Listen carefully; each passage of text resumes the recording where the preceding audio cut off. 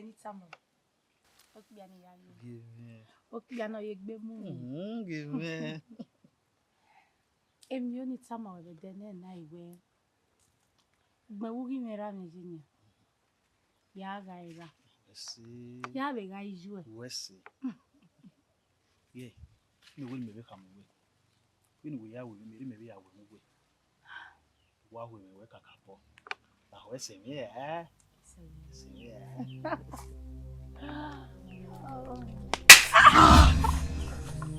Papa! Oh, Papa, hey, get grab it. Move it! So sure you are more. Well, where is the other? Who at work on you? He had a bring you. He was boy. Oh, no. No, above one. Take it. Yeah, you I'll finish it.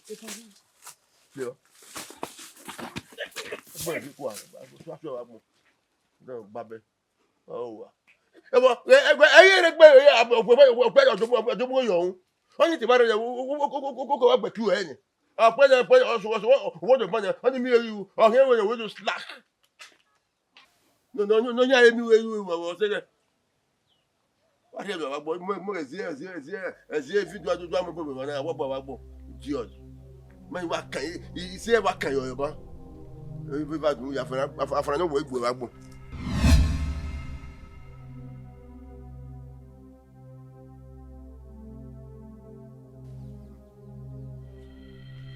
Baba. Me, we are ready. Baba. What's no, saya, go away. What's no, no, saya, go away.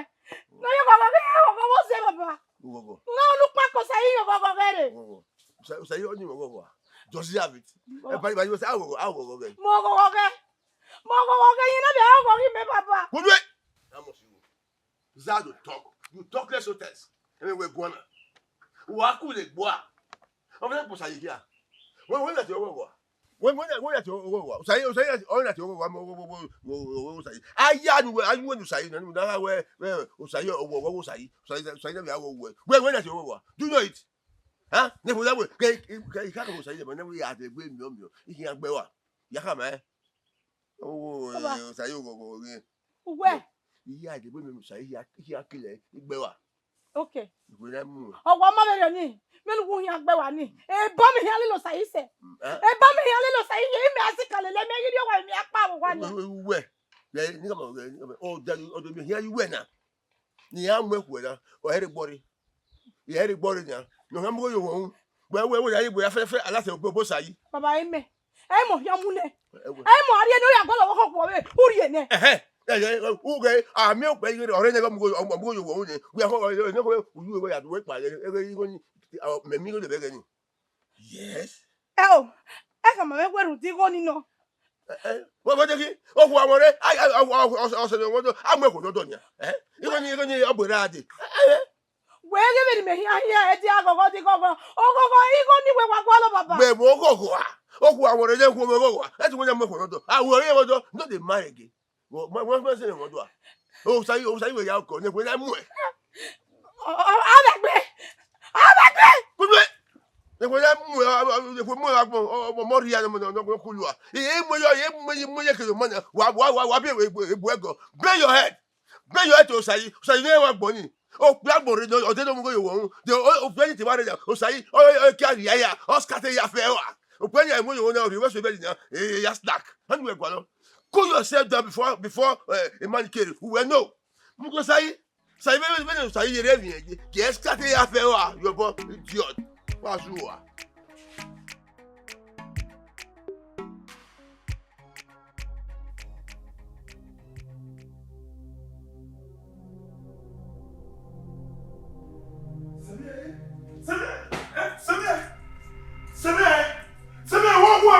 I saw her from here. Walk way.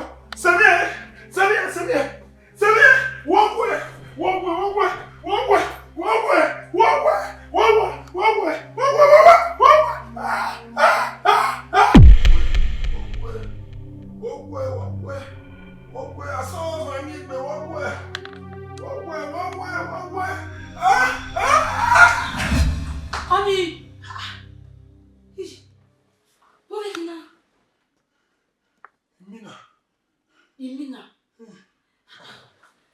Una de put me na you. Hey, Omi. Tell me na no him. Me no. Only may they understand the way at all. For some days now, the wind why I behave. For you why I move. Then I won't be me na you. Eh? Only we make one. Me no. Only. Eh? We make one. That we me na no him na you. Me no. You me na no him. If we me no. Let's see me now. Ometi me na.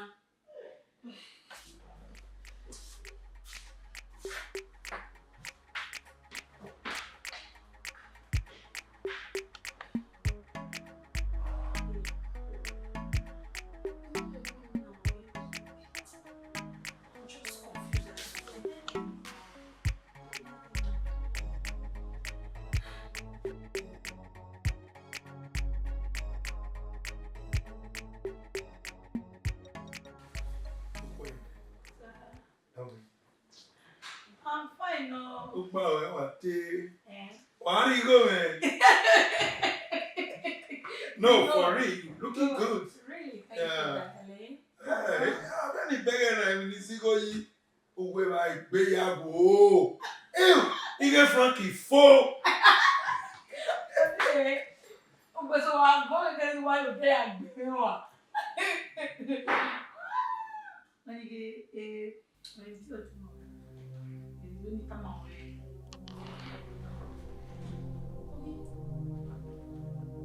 Oh.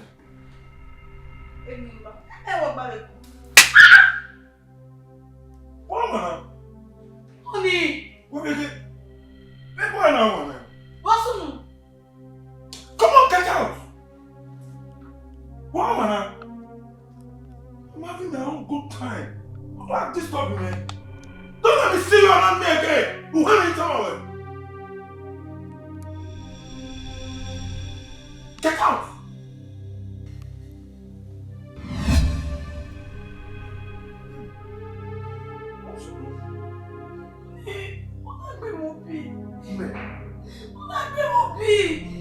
No way.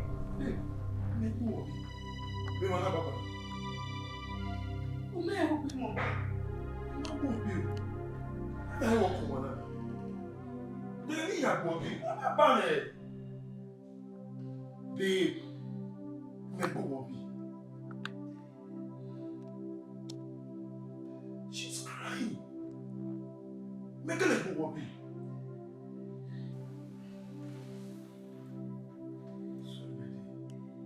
Sorry. So one mema. Ema latia. Mena tutama. Alatia. Tutama. Wena do tutake ne mana ako. They don't have Bobby. Huh? What do you mean? Babe, my Bobby. I never slapped you. I never did. Eat anything, Bobby. Eat anything, Bobby. While you may. Oh, what did they are you? Are you serious? Very sorry about this. Very sorry. Very sorry. Sorry. That will kill me and now we are with her. That will run a minute.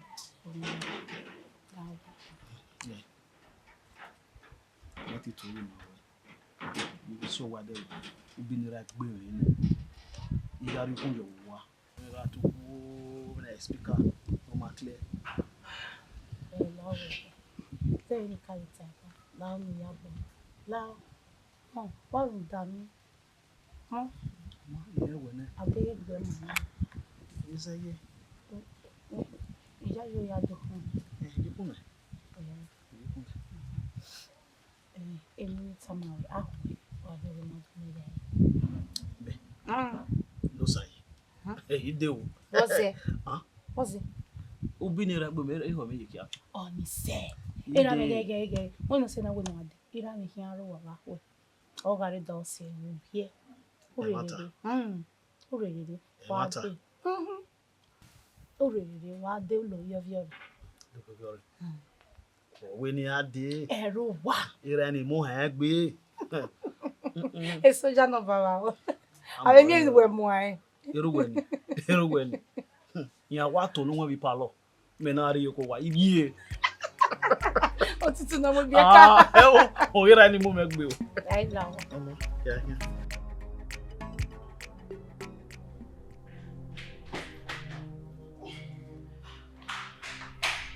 Frank. Oni. Oni. What's on that way now? Walking now. Oni.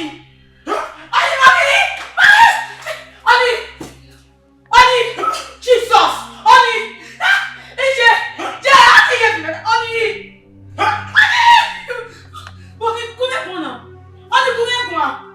Kume kuna! Bibi! Ije! Je! Ije me! Oni! Kume kuna! Oni! Jesus! Jesus! Ije! Ije! Ije! Oh! Oni! Oni! Kume kuna! Kume kuna! Now!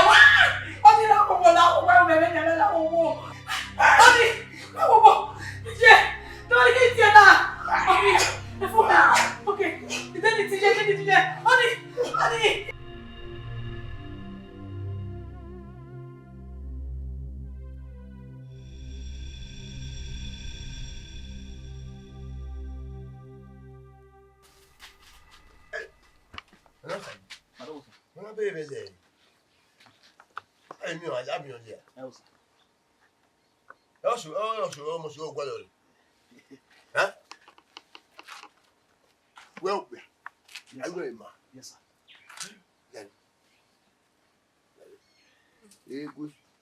Wa baby wa keda pe fun de do. Wa mi yo mo si. O wo pe lo re. O wo ju kwa yo mo si wo. Yes, sir. Wa da be mi le. Ite mo we yin mo we ma. Uta. Wo mi o ya. Yes, sir. Uta wo la ti ego. Egu. Wo bi eyin me. No wo no bi o me, mo bi o ya. Ya ri so mo ti ya ri o wa. Uta wo uta. Joko wa ti ego. We o pe ari we mo ha. Iwi igwe. Uta. We are the doctor me here do me le dia agu mo we do. Yes sir. Mosigo.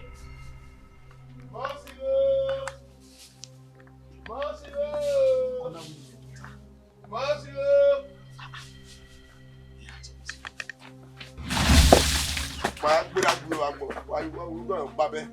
Do we le to pa yi. Tu go fenu yari. Can't take woman. God. Nde mi wa. His next thing going to be acid. Eyan him ko we ni.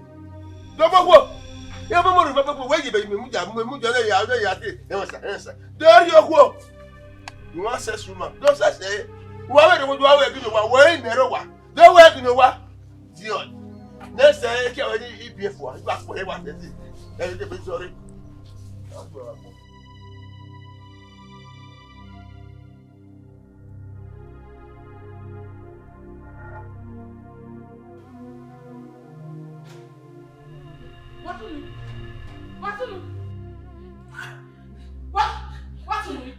I beg you. Frank, you walking there? Take it last way.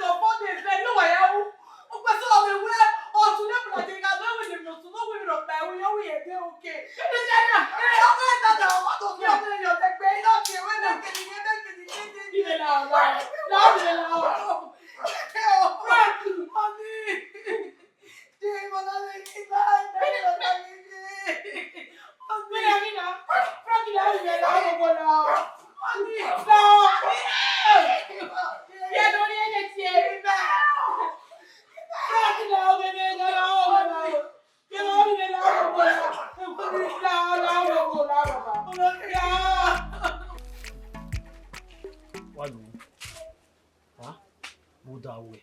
Uwadiae we. Una go mi ajo Uwadiae. Ni do mo ira. Ira na gba me ko me. Ohun ere ga ira garu wala ba ka me we ira yan garu wa. Ha? Ira na gba me ko me. Wa mi gbe me do bi ga le kan bo we. Yan ga o ti iyara. Sayi. Ini ya mi adina. Ira me kama. Iti me gira me ala dia wa vedero ni ke we no adini. Inu we ate we yin we ra me agaru we na we no adini. No. Won ye ti we gbe video ni. O ji mi adina ni do yin mi o nu la wo. La. Iti me gira me agaru we get ti we no adi. No wa ya ka boda me sewo. Me wa ru wa. Ani ma be ge ni na ya sunu ye. I ma be ho. No la wo. La. Mwezo yo to. La wo. Ina le kan be street. Agoyo na awe we kan. Igbe me na gian me. Igbe me na gian me ko. La o ge ni hamawe. Ira me o do no do na ya keke. O keke ari wo ya ye be ai lo ge. Yeah, ilo man. We no. O ka na o lo go yo se. Ira me ai wo mu yo to. Na wo won iwe mi we. Na o. Eru dera me fico we ri be me. Na wo. Sai. Yeah, we. Oh. Let's see.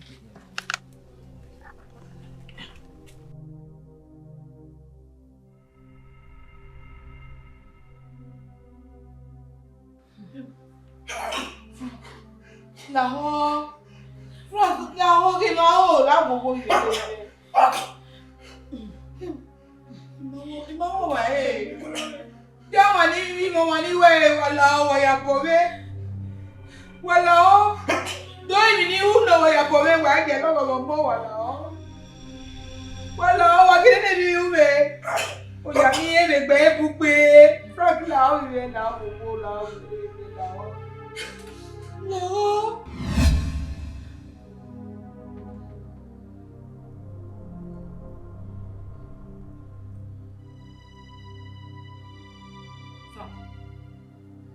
Frank. Uwadiae. Omane. Iye, you know what? Frank. What's wrong? Beg, what's wrong?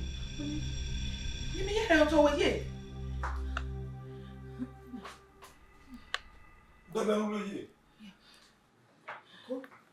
Egbera wele Frank. Beg, what's wrong? Sorry, say. Uwadiae okay. Yeah. Come. You know you am baby no come. Imu Ebeni. How come? Yeah. Oni. Frank. Oni. Yeah. Eri wa dona. Oni. No. Papa. Nika wala ho. Why you go mume? Omo pani we no wala ho. Why you go mume wala ho? Isu se gbe baba mo wala ho. Yo. Frank.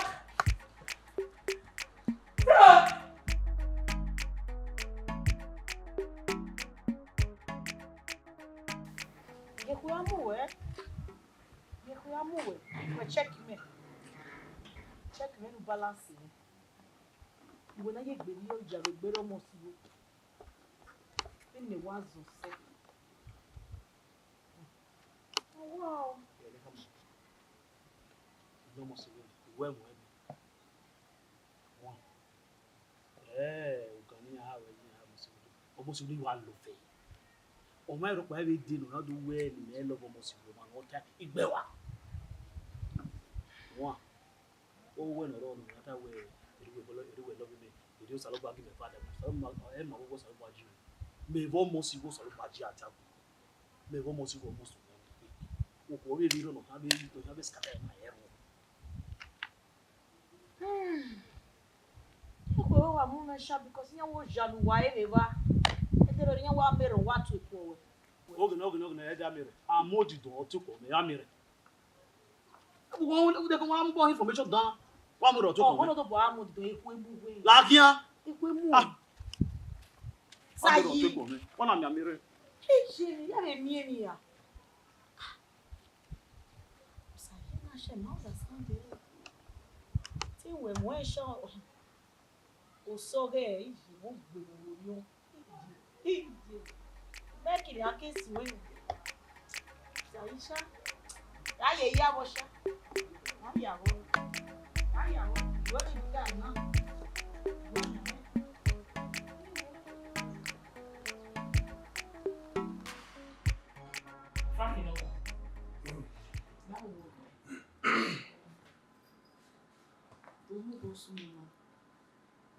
Ebi ron we ma won we ka me mesira wo ka. Ita ma wo ka no re ge ni ma ni ma po a. Ona ki bosun. Mommy, ide okay. We jaji. Egbene de o egbene kasa. Ebi ro pa wo me. Me run the temperature there. Bosun na yi. Mommy, we egbene ide okay. Me na ya ti me phone me ya ru lere. Me ma ori me bre mata me we wo to we na kina no to kana. Bosun Frank la. I will met you where. Yeah. Oh, buddy, we didn't where. O ka ti me. Be me ya vire no de. Me ma ya yi we na hin. Bosun na Frank. Babe. Mommy, ide okay. Ebi ro pa wo me. Do who you know. Ti a family doctor. No not. We be masasme. Ah, no nya gbe o kan gbe sasin yen. Ide okay. Ide kasa. Oni je la wo je la go me no da for me no where. Honey, you are not okay. You are pretending because go back again in my old that me ya go na. Mommy, for some time now, or that me na wa la egbe. Penero e. Sometimes ogia mi o ma ti I ga leru I ga dia me ga ro power o me. E ga ni e ya get take me back o wa me beg no do anu me we. Oni wo hi wo ya na vie. E de no we na e no me. Mommy na wo me no we. Franco. O we ya de ba mi na de ba. Ujo amara sigo. Ogia ri amari asigo. Mommy. Elmon we be na. No. Asigo. Where they can make that way or 1 year. I will need have it. Who wait women we 1 man neighbor. Mommy. Ebo bonnet be ewe. Efe ya fe niwe. O bonena e ya kungo. Ni ya mi emi ya ni me. Bo isu na. O asigo so ni agwa. Egbene ọma egun Ujaji. egun mama Oni la wo. O le ye genu. Lo ku mo mi go. E mo mi apane ba mo pare imo dike. will you stop this? Will you put an end to this? Monya Egbene, and you're still forcing me to agree to what you and my mother were living in water. Mommy, Emena ake for me. Papa. Era mo kin. Ku me gun. It is okay. You must. I'm good.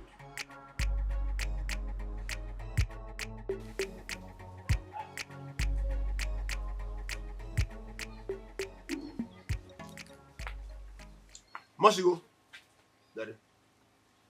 Igbo we bi ani ba. Masigo. E ba me ya le wona se wayo. Abuyo gbonu wayo Masigo. Baba ya me say no ko. We ya say you wa. Masigo after a lot of money met to you. Now we want the baby Musai. No way me atai. Vera matai. When he say me just carry your boy after you hear me wa. Oh we have the man to go back to Sai. You know I will kill do. We kill when no ado wa. Baba me. Aka we hear me way. Me. Ya ka we mo bio. No we ya go in me kala de me yo do say ya. Adu Wo ano. wa me no say. Adu ano. We ake de senior. Mere wa una to pa. O mari mi amu wa nya.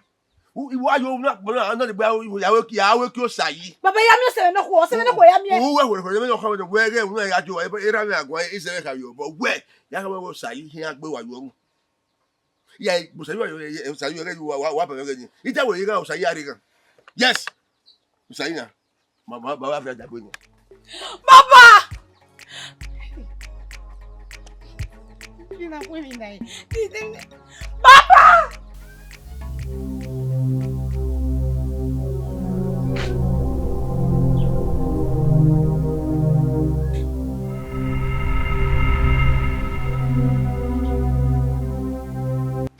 you might get you. You might get you. You might get you. Domusa. Domusa. You only one for the theater. Sorry, sir. You might money. What if you're off your fear? Sorry, sir.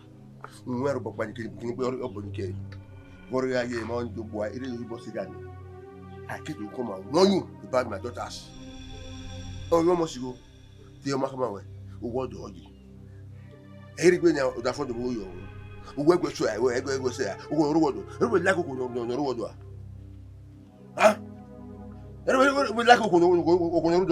road now. How where? Yeah, getting come away. I am near where we were. The phone I where we all say, my boy, yeah, boy, I fear for fear. Where panic came borrow. What did I marry the boy?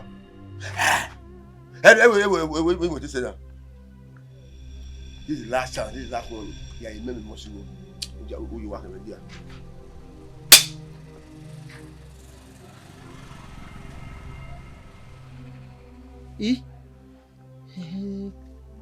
Man, I thought to work be one man.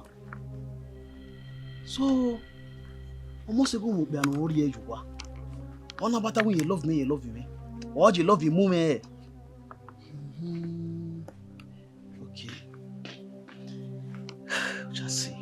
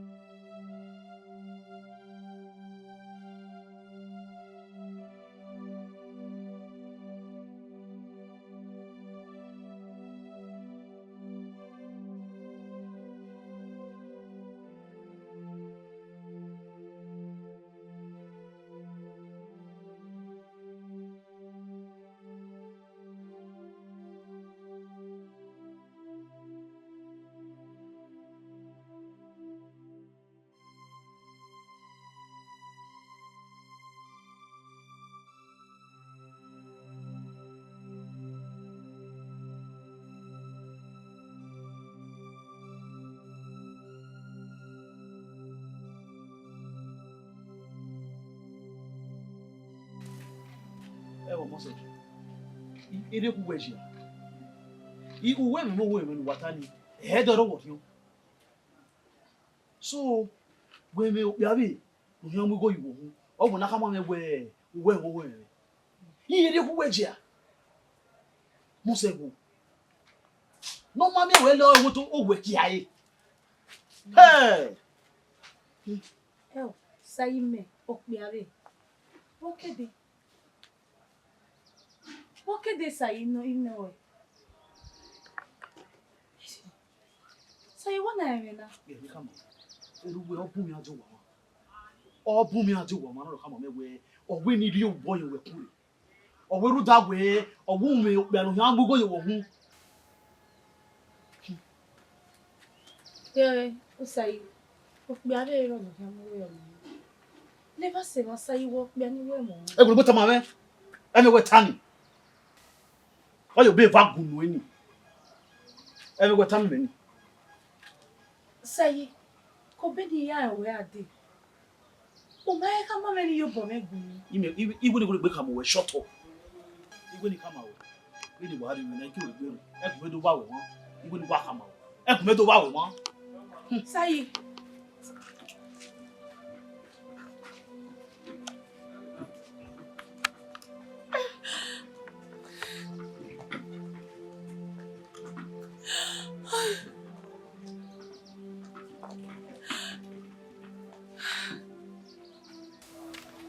Saye.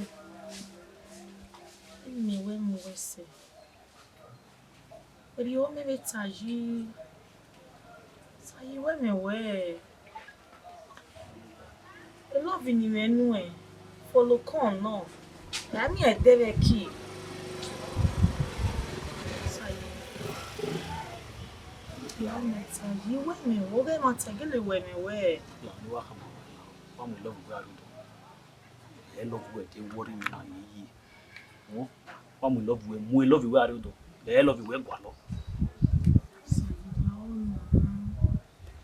Oh, we me we. Me we kino jeme. Maybe ni ayata e la wo saye. Ye wo metaji. Ye chance me. Ni prove ma we igele we me we sajo. Saye. Ebi ya wo me ve. Ni kama wo paro mi he ya we gwe. Wo paro ni mo he ya we opa.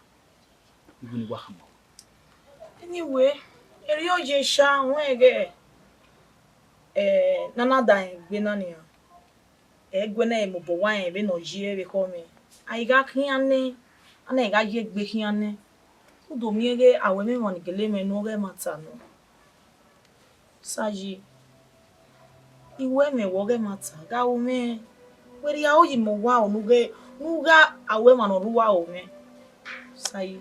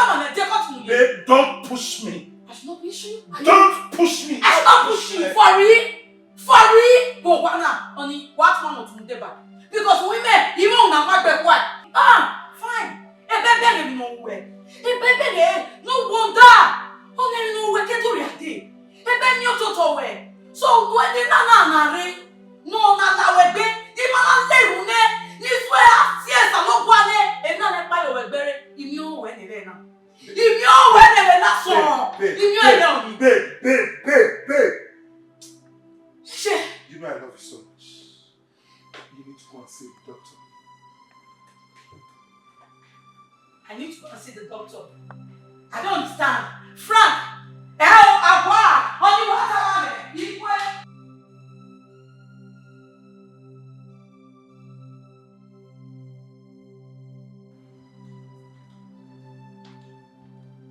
Mommy. Maybe I hear. Why I could relax? Uwadiae. Not fruit juice. Normally, my mom, you can work on your menti. I hear Enlighten. Why will you? Jokeness. When I'm an jokeness, when I go to Yeno, Ika, Bunny, only go Mekere, Utana, Omoe, you need more Latin. Can only go when you go away, a front. You make it out of you go Latin. Oh, what would you? Who do you? How will you make it way? Why are they Latin? Who do you? Why are you? Oh, I'm here. Why can I go I will want to Latin. Men, I will very Latin. Why are you? Oh, men. I don't know. Oh. What's the name? Me move Latin. Bien worry. Oh, again.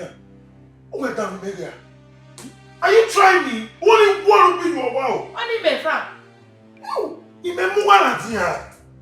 Me, you may move Latin. Frank. We are still the Latin. What a big wire, one be your wow. Frank. Mommy, I really got tired from when you're Yare, you make an arm well at it. Mom, when I tell over.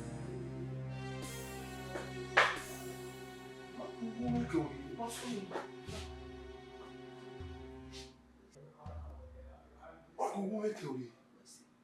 You have a mom. You will only take you out, you know. I will be with you shortly, okay?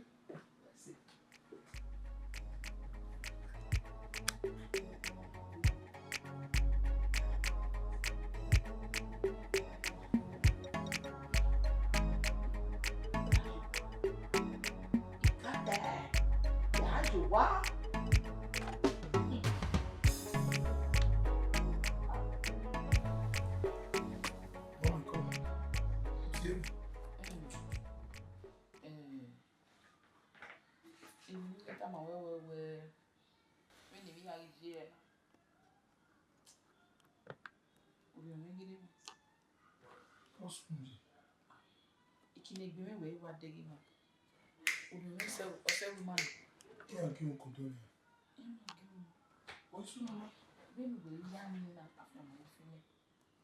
I taste one dopa.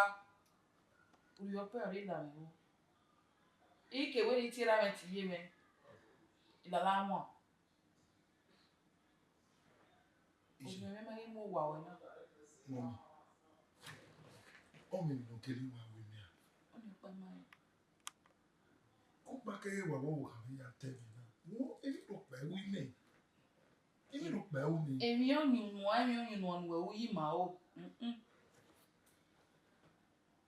Na bi me. So ko pa no me se ni o ma ni. We ni we ni. O we kin see me enjoy. Ni bu ma me ni ya tu ma. Igbe wo me. Ni o de ni ala. La o ni to ta ye tu ma kere. O me re ko ni ni we na re mo. Ijo pa ni go ani ni. Huh? To ta. La.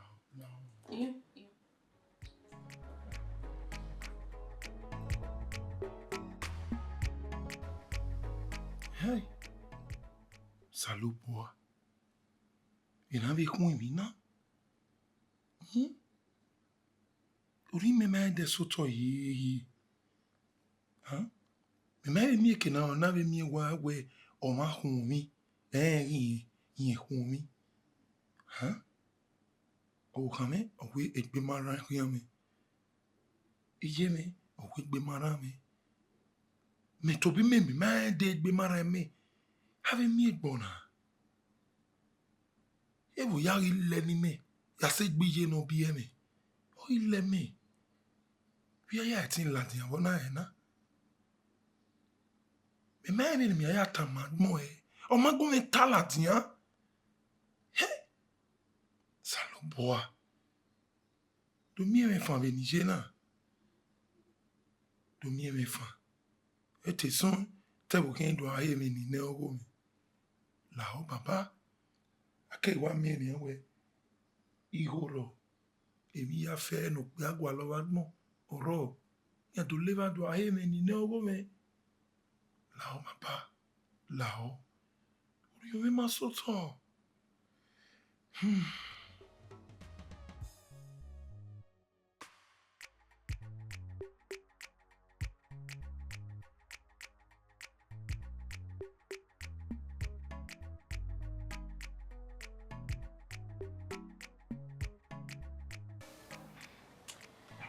Aí, ele tá maluco. Wa kwe yo wari ni. Egbe mi wa mo egbe. Ni awa ya ziwo ya dugi on ma.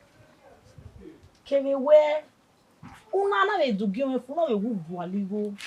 Ogbidigo iyobo. Ni awa be ri enu mi no heki.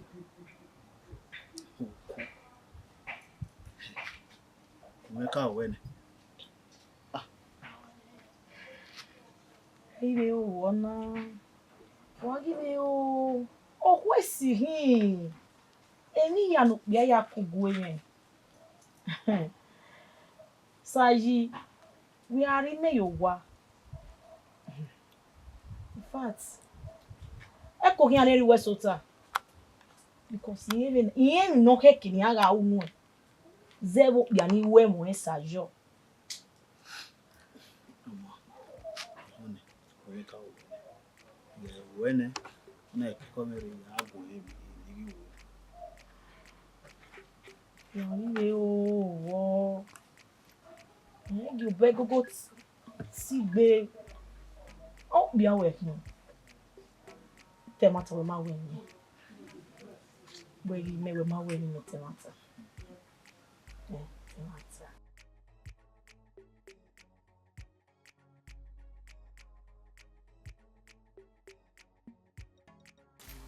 Anyway, ti force we o.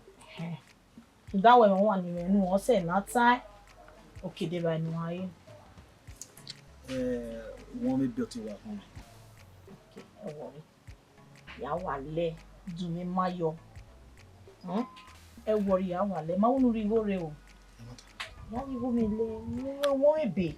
Be ma, e gbe oko. Ya wa le mi. Ba je wo le. Ya go mi le o. E mata. Ani ni se ti unu e. Iwe me we. Ye me we ya ku. Sai. Mosego. What eba? Mosego. E we wo. What eba? Okwa gbon la mu fo wa. Ona wo hin de ya musa. Baby ya fe ma la gbira. Ona wo hin de ya musa sai. Ma sai. E wona ha de ya. So ko mu mi le me. Ni mu le. Mu mi le me. O ma ha do mu go yiwo hu. Ma ti bi kama me we o bi aro no ka je o no ha do mu go yiwo. Ha? Ira bi ya wu. Bogo ni bo. Era me o ha ma me we o ya paro ni no ga yo me wi hin ari me ne ze ba mi. So papa no ma kwe yo. I ka me ra me we e o wi kwe. O se ni ra me na kwe no lagu ma. Le ba se ba. O te aro mo ni ka mo we so papa ni na wi ya do ka ma we. Ori o we hin asoto. O do ago ri yo. Le ba se ba yen we ko me we. O pia ni ya ni o me sota. E wuki. Ibo ni mi ro pa no le me. Bo se ma na ka ma we. Yes, woge no na mi ma woge Uwadiae ke ni we mu. De gwi ma we me we mu we. Ha? We oku no ro wo do ni me rie. Ma gwi.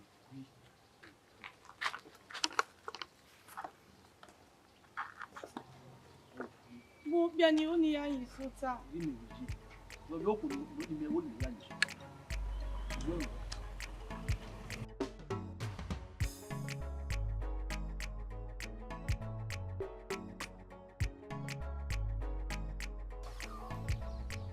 má ṣe yóò. Baba. Orúkọ yìí. Lọ má ẹ̀ dá. Oye. Baba. Ọ̀dọ́ kagbe kò yẹ. Ayi bi am. Lọ ma. Màgbà kí ìyá bó lẹ̀ dìlẹ̀ ya ọ̀dọ̀ ya jẹ́ ògùn ọ̀rẹ́ wẹ̀. Mọ̀ ya ta anáwó rẹ̀ ìlú rẹ̀ dẹ́kì. Ìyẹn fẹ́ kìnnà ya wẹ̀. Irọ́ dà fún ọ. Kí n kàwé gbọ́ yàrá di. Ọ̀nà mi yà wá gbé ọ̀ka gbẹ mọ̀ náà yà tẹ̀gbọ́ ayá bó wọ̀ wọ̀. Pàkí ìbọ̀dẹ̀ wẹ̀ ẹ̀jẹ̀ kì í ayé lọ dé. Ẹ̀gbà ìbọ̀dẹ̀ ẹ̀wẹ̀ àdáhàjú amó yọ̀ wọ̀. Ìwé ní gbẹ̀ ọ̀dà àdáhàmó yọ̀ kí ló dé ẹ̀wẹ̀ gẹ̀gẹ̀ ọ̀dọ̀ ẹ̀gbọ́ èdè o. Èdè wa heke. Mọ̀ yà èdè wẹ̀ lẹ́wẹ̀ ní kàmọ́ ọ̀tọ̀ ẹ̀wẹ̀. Èmi gbé kẹyàn bàbá. Agbọ̀n àmà wẹ̀. Agbọ̀n ìké wú ahè.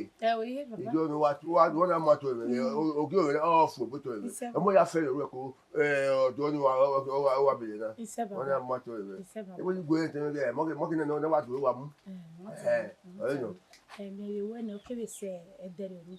Me ave via wo se ni. Enwi na ya no be ro wa ni ave bi ni. Oh, mẹ́rẹ̀ ọmọ òkè mẹ́rẹ̀ lókèké náà jí wà tó yóò nà ọmọ òkè mẹ́rẹ̀ ìtẹ́lẹ̀ máa ń lọ akúyọ́ gbogbo mẹ́rin fún rẹ̀ lọ́tọ̀ rẹ̀ oh that's it good daughters mẹ́rẹ̀ tẹ̀ wà tó tó rẹ̀ ìlú ẹ̀rẹ̀ náà ọ̀rẹ́ mẹ́tò bí àwọn ẹgbẹ́ káàmà wọ́n sọ lẹ́sùn wẹ́ ẹ̀ka mẹ́wẹ́ ẹ̀jẹ̀ kì í àròdì ẹ̀wẹ́ wẹ́ ọmọ rẹ̀ ọmọ sí ọ̀hánàdọ̀ rẹ̀ o ayọ̀ ní adé lókèké ìyá kàmà rẹ̀ náà ìyá kàmà rẹ̀ tẹ̀lé obìnrin Akin ayi ọ̀pọ̀ kwa.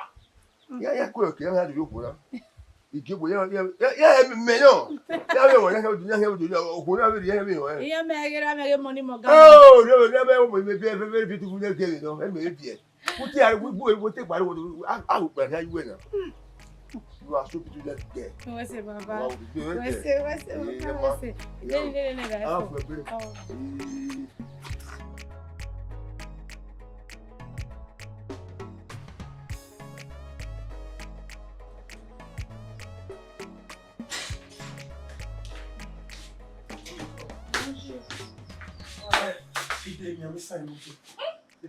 Bẹ́ẹ̀ni kí ni mi ò pa?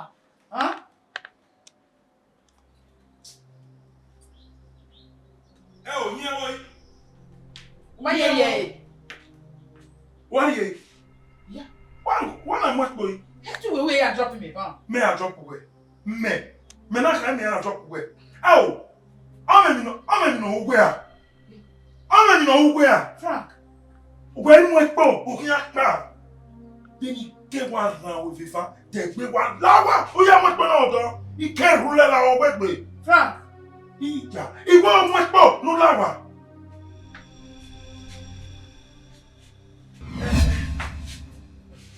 Ẹgbẹ́ mọ́ mi wẹ̀ mo pọ̀ lùwẹ̀ lára òkè àkíyàn. Láàrin ni ẹ bẹ kàn wẹ̀.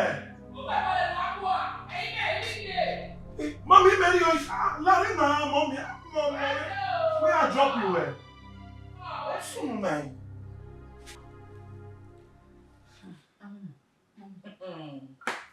Ẹ lè kéré. Ìmọ̀ ìgbà lérò. Òòjà ni èrò bọ́dà fún ọmọdé ní mo gbé orí bọ̀. Ìyẹn náà ìyá gbé máa ẹ tẹ́tí yẹn àwọn ohun ìjà ni màá yá kókó pa. Ó mú China. Mi àtọ́pá bọ́dà fún ẹtì mi. Ọmọ ẹ obi ẹ̀yẹ kí lọ́wọ́ yẹn á fi àmì yóò tọ́rí mọ́ náà láwà pàpàpàpàpàpà. Ló mú China jù. Ìmọ̀ ẹ̀kẹ́ nà lílo. Ìmọ̀ ẹ̀kẹ́ ní kí ọlẹ́ èjì. Mẹ́rin ni àkíyà ẹ̀. Ọ̀wé gàpà ní agbóbi àwọn. Mẹ́rin ni àkíyà ẹ̀. Jì, ọ̀nà yìí ọ̀rá bọ̀. Ọ̀nà ọ̀rá bọ̀ yéé. Ìmọ̀ ẹ̀kẹ́ ti wà kí o bọ́rẹ̀ ni màá wá rẹ̀ ọ̀dà fún mi lẹ́mìí àná.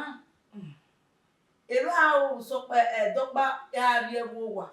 Dúpọ̀ pọ̀ ikọ̀ ẹ̀kọ́ o, dọ́píárì náà o, ọ̀mọ àìlọ̀gùn jè. Jè, akémi ẹwẹ́ ẹ̀ẹ́sùn tánà yá kí aládìá. Yá àgbà lè kéjọ kọ̀, yá àgbà lè kéjọ. Nígbà lè kéde ọ̀rẹ́ pásítọ̀ náà, kí ló rí rí àkín? Ètí kàbẹ̀tà mi pásítọ̀ mi lè fi lóníwé yéyéyéyéyé ọ̀wé yẹn á lérú. Obie ava aso ya lero ne ya mo won yi so lo babo. Be so pa na je o do e ma ve me yi be nya e.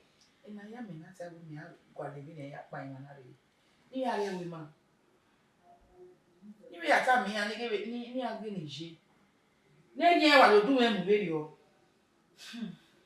Obie wo mi ne. Oge Frankie na e, oge oga bo. Je emere o nta. No na we ayo pe ya kalo we do na pa. Dere o no o pari una ne ba ho. I do bi we ari park ti moto no do mu we ni a drop we park. Obi ma be. Wa je me ti we be o ma. Ya we do bi ni awa pa ni me wa notice le ni he ya pa ni awa pa ipa ti de ka bi no i buke bot ni ya do mu we ni ya mu we ari park. Lungi ke na be ya kian la dia bi a kian bo do ni me bi a kian we dia na gwa le solution yo. Ya ta mo we gbe ma wo me o bi no. I make any Frankie jamais bien. J'ai mal au niveau parce nous dada fumé, mal au niveau parce nous d'ailleurs. Ça quoi quoi. On niveau parce nous d'ailleurs. O jali me mu me ma woni me ni e bi sun de me ma le ninu jani. Yan wa bi mo pa he o jali de. Omo pa ni na ipa wo.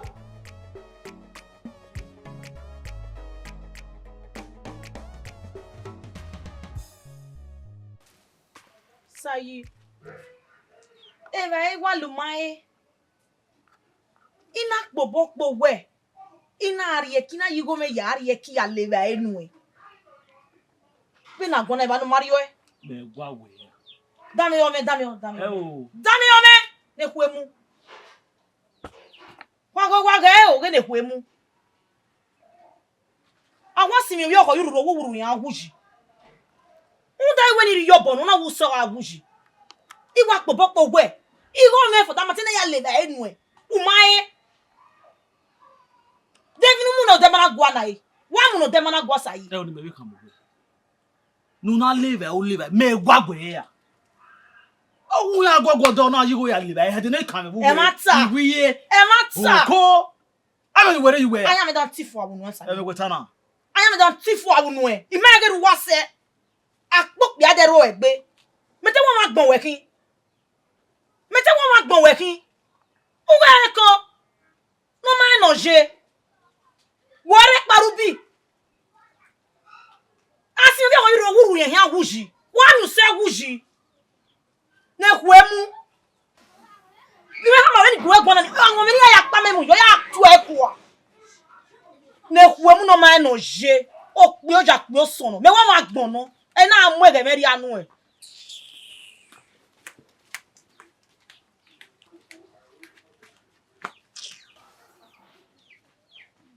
Okay.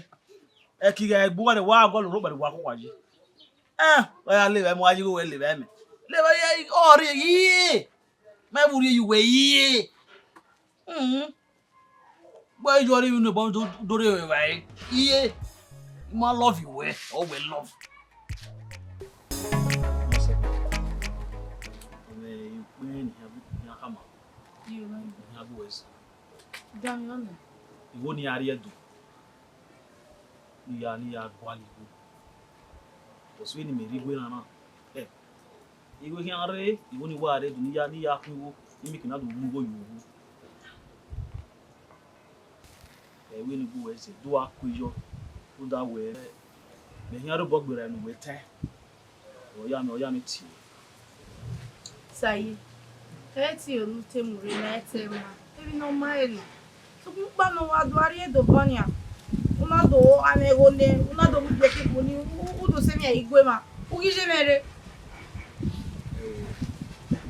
Mo se iwe mi we ta bo. Me hin ameti su we igwe na. O de oni hin ameti ya se we ya. O iwe awe mo ma ni me nu. O nga ye mi ari edo ni ya make you na. Make na do am go.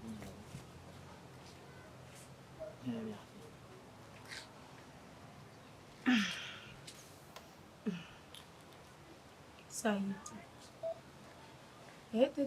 Tete ma ve no tana. So papa no na aje veri obi ko we. O salo ba no jimi. O ga suwe yo suwe. We no ma. Amo we. E fi afiamo. Me be go ko we go to. Put that way, I will woman in the medal of Polomi. You know, I mean, Yami Aria do not. Oh, where you are making you don't go. Need you where you was a man. You will go in Musu. Because when you are not a woman, you malaki. Iya. Solo bawe. Sipupa nusa ye kwenu ne. Now, why is solo boy ne ye kwenu now? Or you put it on. Meant you couldn't wait. And wow. In your baby road in here, wait, also was in the matter. Walking around here, I didn't mean I'm making. Mama carry them. Solo back.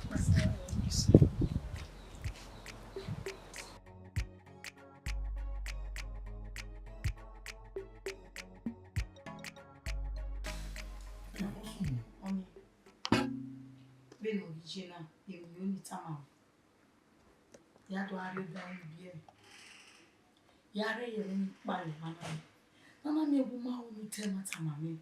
Uma o tama me no we. Ku gba kege ya no we. Wo sun da we.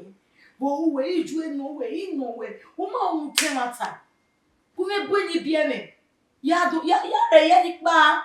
Ya pa. I can't stay this house anymore. I'm tired. Egbe wo nene. Babe. Usawasi we owo no me imagun. Iye me no bi ene ono me imagun. De mi we ni ta. Imami e ta mi je ne. Imami e ta ma we. Imani no sunu. We ri je ne de o ne ni wa bere go sunu. Why di me? Imani no sunu. Baba na no wo ka passe ne. We passe ne nene mi we wo sunu e ri gbe me wa ni. Don we kin si me na. Huh? You might understand. You might as like do na ma ve me. You might understand it. You might understand it. Oh, I can't we kind of we make no smooth that way. Babe. Wa ka na ya no me su pisi ndi. Imani no sunu. Man, De we ni no sunu we gi me. Mami ke na on te na ala. E do wo wa. I want to. La wo ka mi. You Ese ni ai. the problem is so my no sunu. Fine. The problem is on any time away. Si su my no sunu. Adumade onu we ground to no sunu mame. E do pa kere. Uke kiminare. Ra uke ko ire. Wa do wa we. You can't do that to me. I'm going to do Do it. that to me. I will do it. You can't do that to me. What? Why? What is the marriage all about? What by me? You are my hope. You are my love. You are, in fact, you are my everything. You all met at this point in time. I need you much. La will go. I don't think so. They will discover anything. La will go. Meeting job. Else you now come. Please do. Imagine soon. Wow, we need not to him away. Oh, wow, only 10 and you get that. Imagine will come in love. Love, what's saying? I love. They didn't even beg a love walk. La Oriome, La Wogo. Biozidele, Uyagbani. Every day. La Wogo. Really, Tama, ya, and Wemata. Hey, Tama. La Wogo. SNL. La Wogo. La Wogo. La Wogo. Wake up, bow winning. Don't worry. I'm confused. You don't have to. I'm confused. I don't know what to do. I don't know. It made me down. La Wogo. And then you need the way most. You can't leave me all alone in this house. Please, I love you so much. I love you so much. Please. Please, my darling, please.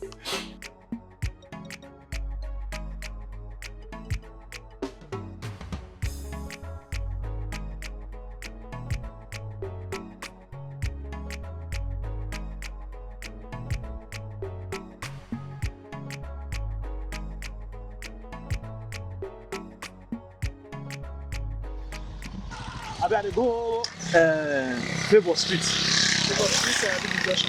Inside. Number 19. 19. Okay. Favour Street, you know. No. Enter.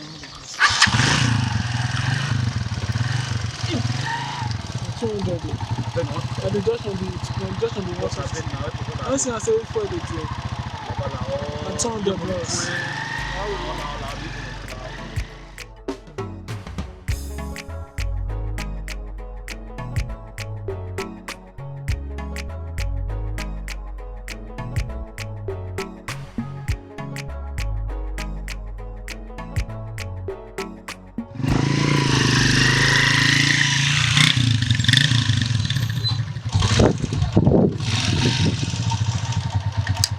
And the house with this number 19 Favour Street. Favour, number 19. Yes. Oh, Baba, he saw you now.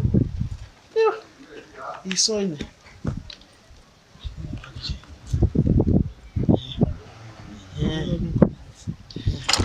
Hey, what's your?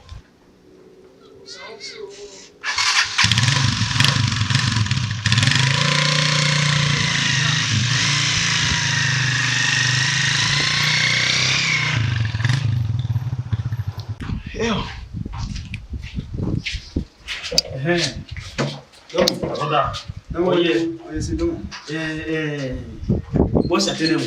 Bonsa. Bonsa de nuevo. Wori. Nange be tama we tinye de muna. Ori muna. Ba ori ba ja mo be muna be na. E wo sta ko magana mta ko. Okay. What's me abla ya no. What's I don't get me wrong. Okay, Baba. No.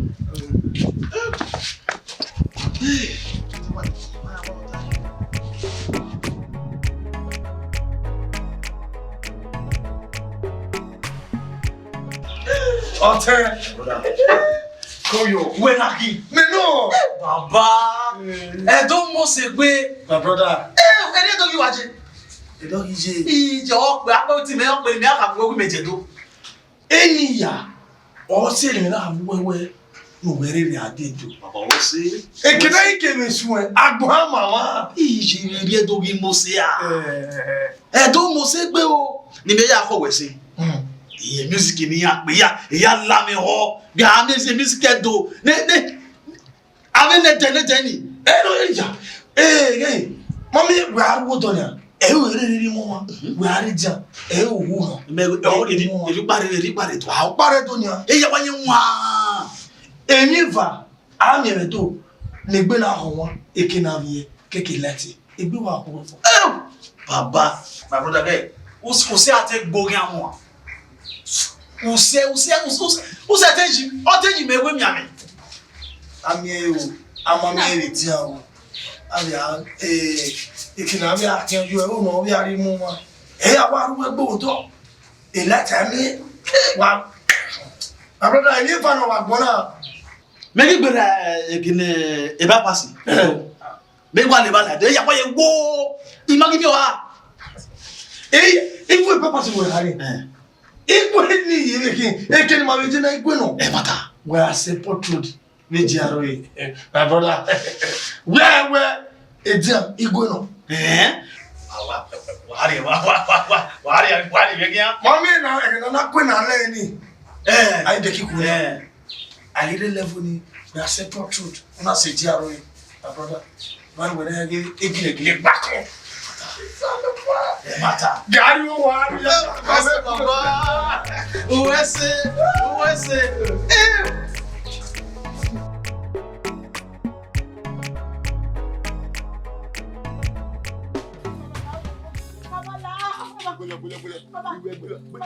Move ahead. I said, wait. What's you? If we were me, you dress me a lot. I must go away. But when I wear or don't know, you go back. I like Bakumahu. I didn't know where they were. It's in be. Yeah, but then, they have left. Now, for you, when you're quite away, but the woman, why, but I like what? Hey, boy, very aquanera. I can't even hear you, Papa. Help you everything. What will you everything? If we wa wi di ya ba yo do o re mo na we ku me are ma wa eh ku wa mo be ni ku ya ha bi we no bo no bi ti ojo eh ma Baba wa the place ipa gbo ni ka bi yo wa ya mo si di gbo we mo si go e mo na wa gba egbe mi na gba egbe no do na gba I know when a woman went. So when okay, Bago, yes. Bago is Bago. Baba, yeah,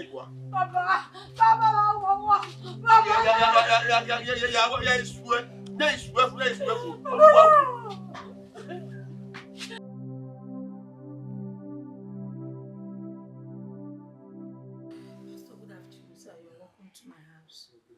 Welcome, sir. What will I offer you? Jesus. When I was praying at home, there was something the Lord revealed to me. That's why I'm here. Okay, what is your husband? Yeah, sir, my husband is not around. He's not around. He went out. Okay. So what you do, okay? When he comes back, I want the both of you to fast and pray for 3 days. 3 days. You know, because there's something not right in this house. Like, there's something very, very wrong with the atmosphere in this house. Really? Yeah, so you guys need to pray. Okay, sir. Okay? Okay, sir. Please, you have to do. It's Will. for your own good. Okay, sir. Jesus. Okay, sir. I will just inform my husband immediately come back from work. Yeah, please do. Alright, sir. Thank you very much. God need to fight. Need to fight something like, I don't know, but I will still go home and pray. But you guys do what you have to do. Okay, sir. I'll still join my faith to your faith and pray, okay? We'll see. Don't have anything to fear. Everything will be fine. Okay, sir. Thank you, sir. Just calm down. The Lord will do it. Okay, we'll see. Okay? Thank you very much, sir.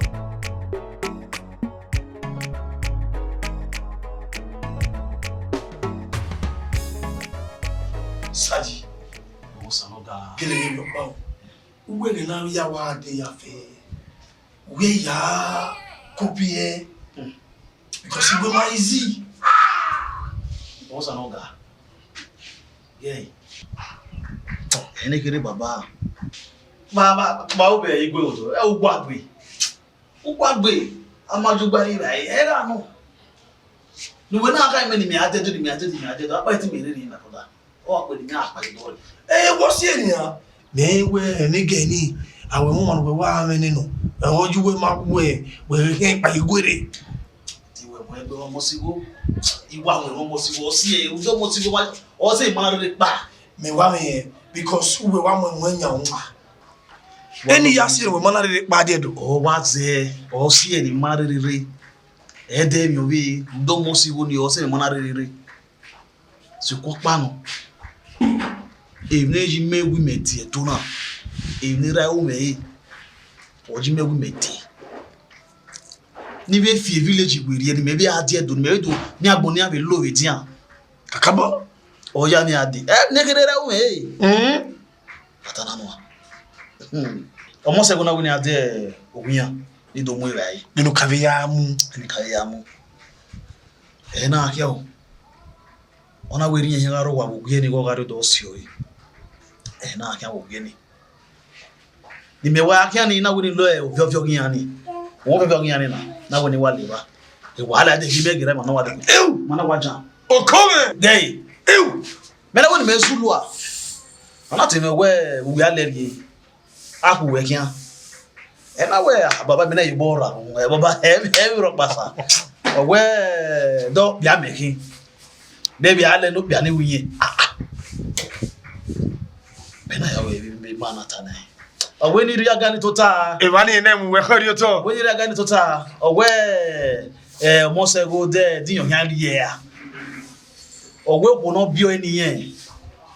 O we do ma be o bio ni no ko. O we ni ri aga ota. E confidence ni e me na ya ga me na tota. Ni me ya ko wo me na mu yeki. Na mu ke. O come.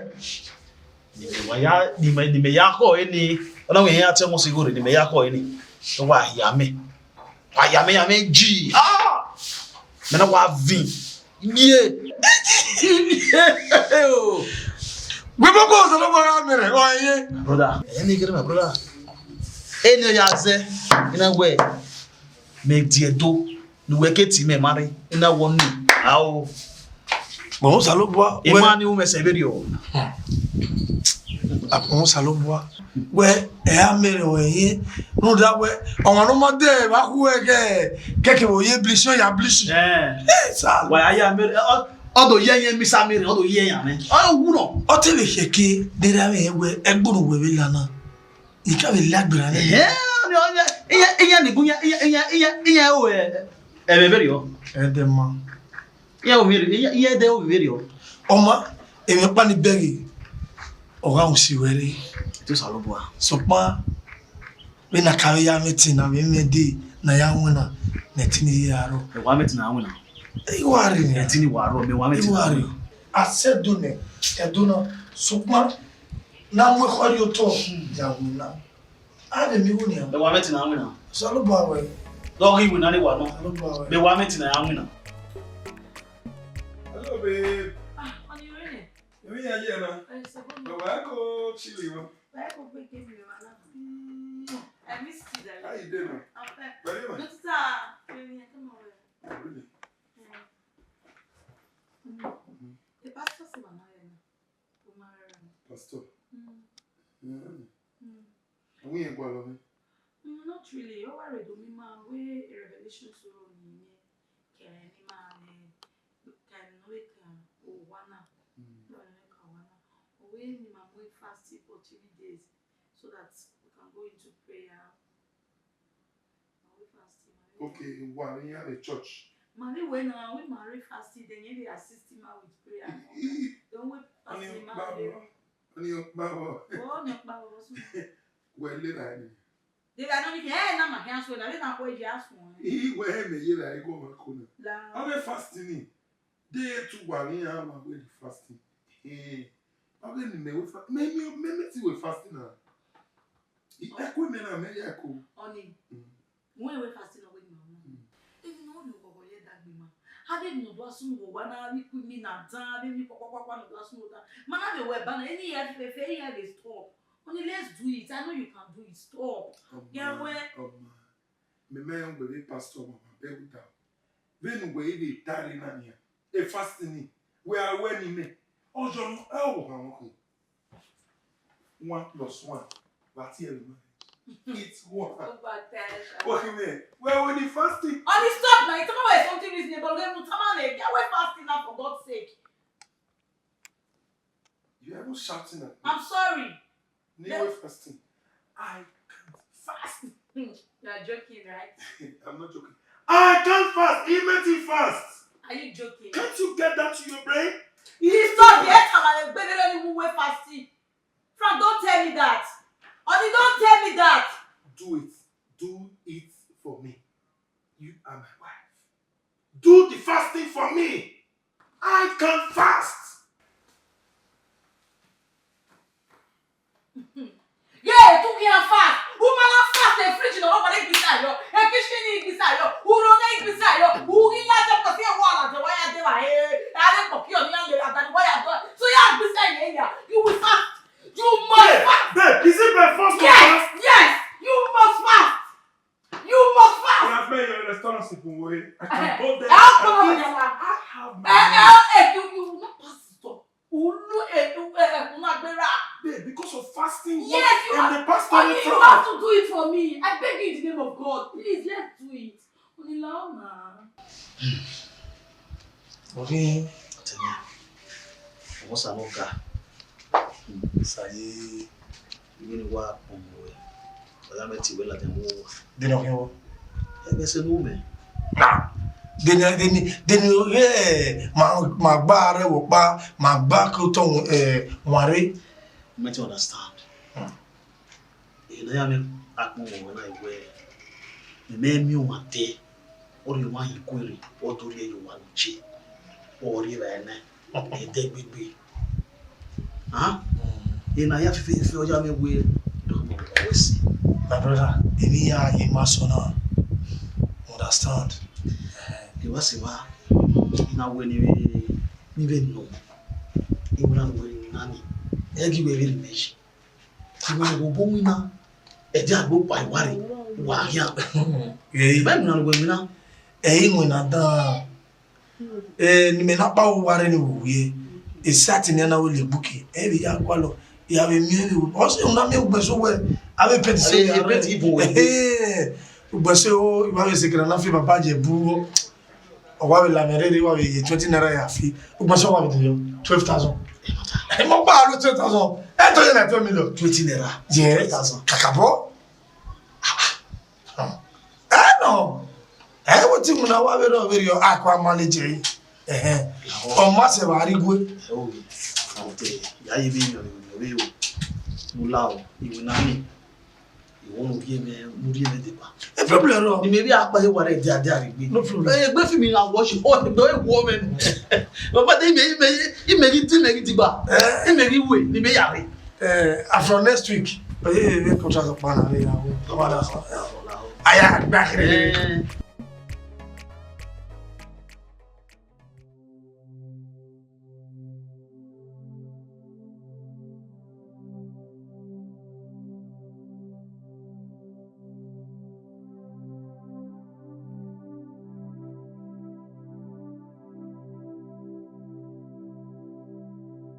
Wow, you.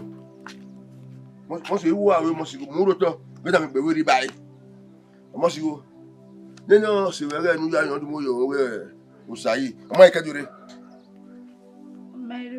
Geware, it better be back from Benin.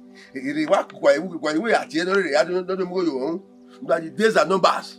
Eh, they were married on where you were saying, when Eric walk by and walk by never Kadure Usai. If I ain't go.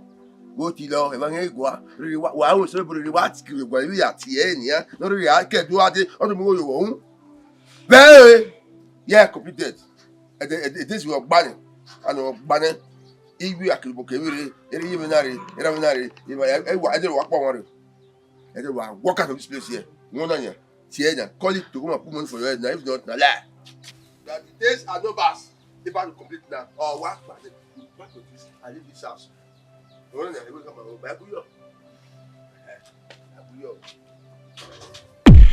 se ome ikwen ya kama ya buwezi Damiano. Iwo ni ari edu ni ya gwali bu oswe ni meri gwe na igwe ki are iwo ni wa are edu ni ya kwiwo imi kina du mu go yuwu we ni bu ese do akuyo o da we me hiaro bogbere nu we te o ya me ti Sayi. Eti olute muri na etema. Ebi no maili. So pa no wa do ari edo bonia. Una do amegone, una do beke boni, u do se mi igwe ma. U gije mere. Mo se igwe ni we ta bo. Me hia me ti su we igwe na.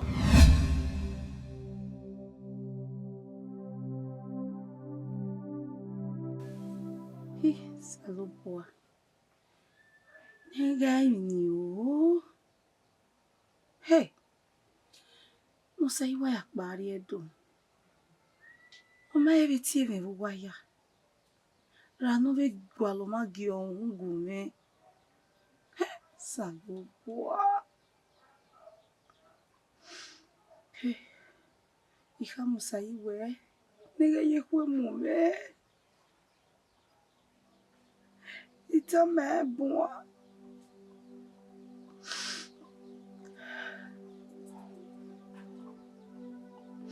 Amma.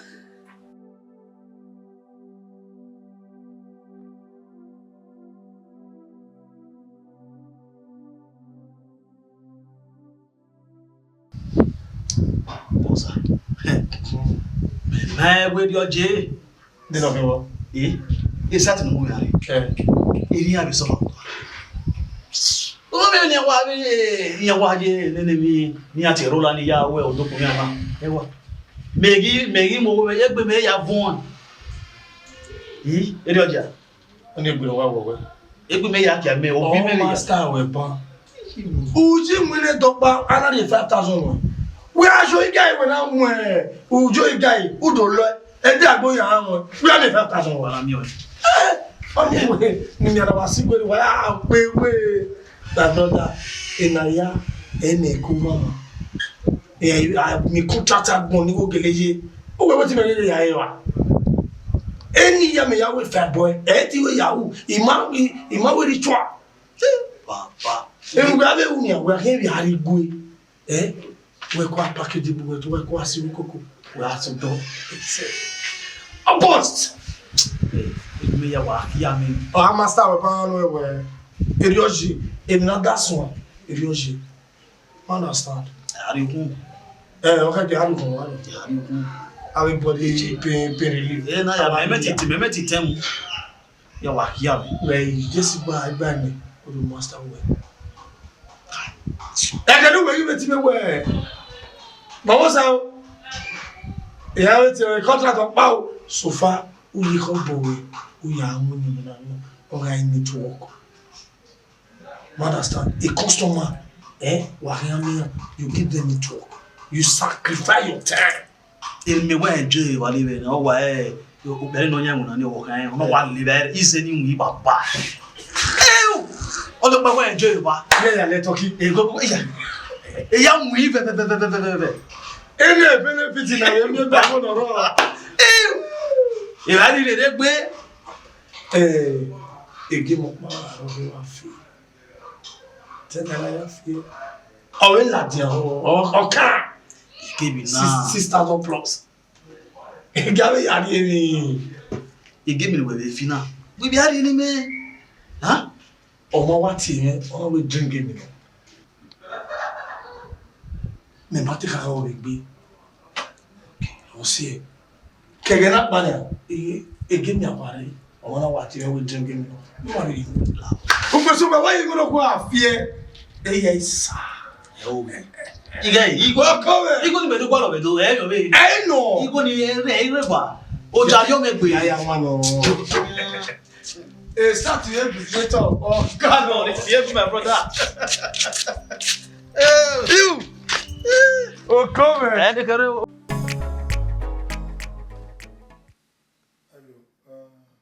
Let me hear you. Why are you checking in? Okay. Yeah,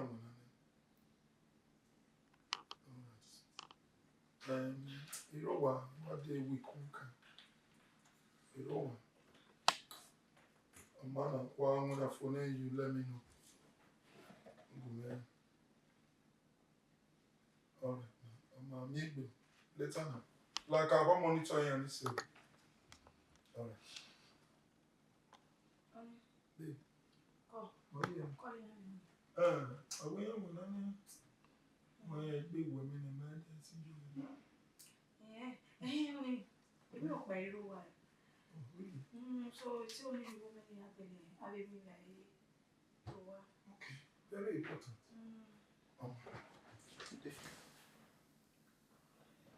What are you going to do anyway? Are you stupid? Anyway.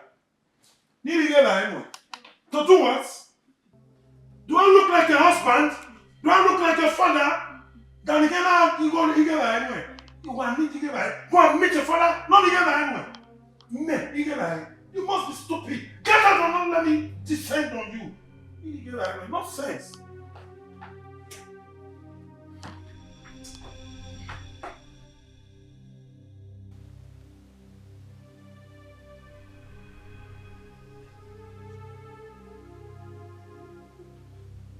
Against you in the mighty name of Jesus. Come against you in the mighty name of Jesus. Every foul spirit.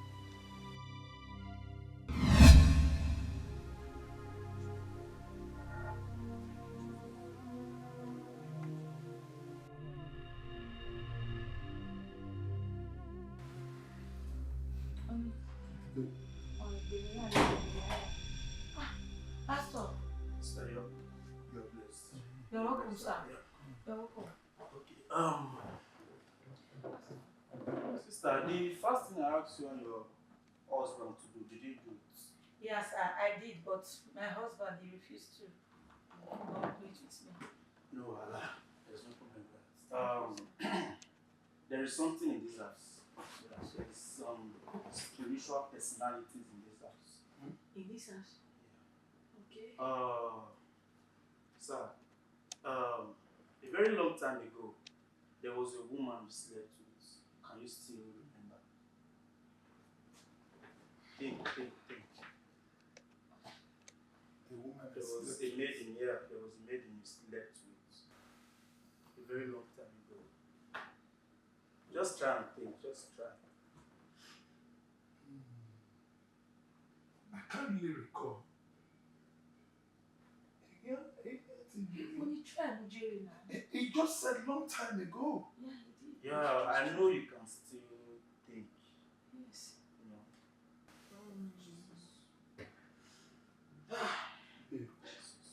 He said it's quite a long time. Yeah, I know, but you can do something. What try? Jerry now. Now, The Lord is about to do something. in your life. Pastor, any problem with that? Yeah, like there's a very big connection between what you did and what is happening in your life right now. Are you serious? Yes. Yeah. And the Lord wants to break that yoke. Are you serious? So if you can say it, if you can confess, the Lord will definitely do something marvelous in your life. So that's why I want you to think. You just have to think. Jesus. Any idea now? Why must say? You don't know, yeah. What's your way? I'm a queer. Why must say I even Musia, move Musaku? I'm not telling you. Really want me was one, anyway, was here. I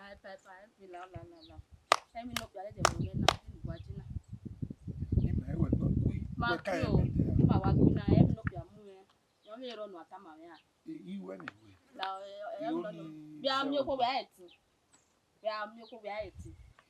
Okay, no. Oh, no, they go okay. I tell you more.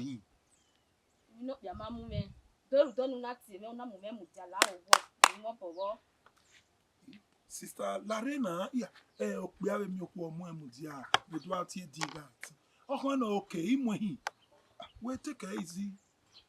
I tell you, you have it with me.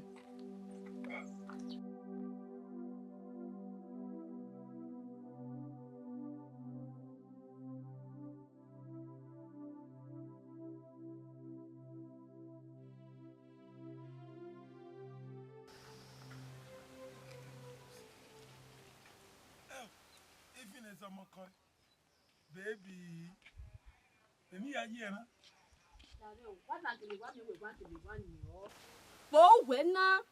We are waiting to singlet here, ni canal at ya. Who will walk more waffle? What now? What's your problem?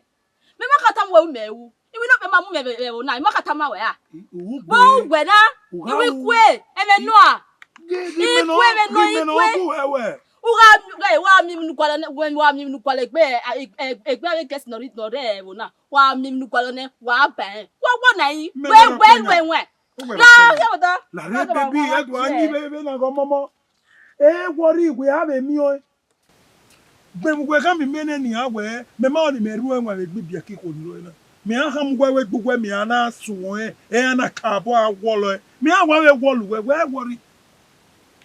We worry we have a egbe na. We have a me na see him da je singlet. Egbugwa we me ana practice. We worry na. I we no na krese. Man yo na. Where they call it? Oh, we are 1 year water. Yeah, yeah, voix, yeah, gale voix, mujo. We have a way, and that is singlet will be in it. I can't help what now. We have a mirror. Again, one more boy in the Bassina.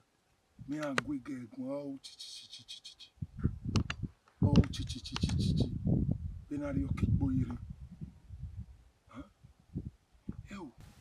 Ya mo wa we ke na man o hama mo ona ha mi me we enwe no ge me ye di mi ameti mi ni no ko di mi ameti we ni no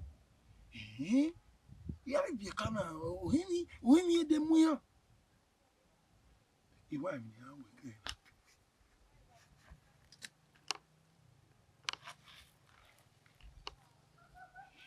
Ime kwere. Ya mam baby. Emi na live. Mama na tede. Ya mo yaga. Ya wa mo yaga. Uwe na mo yaga. Uda. Otu amogbe.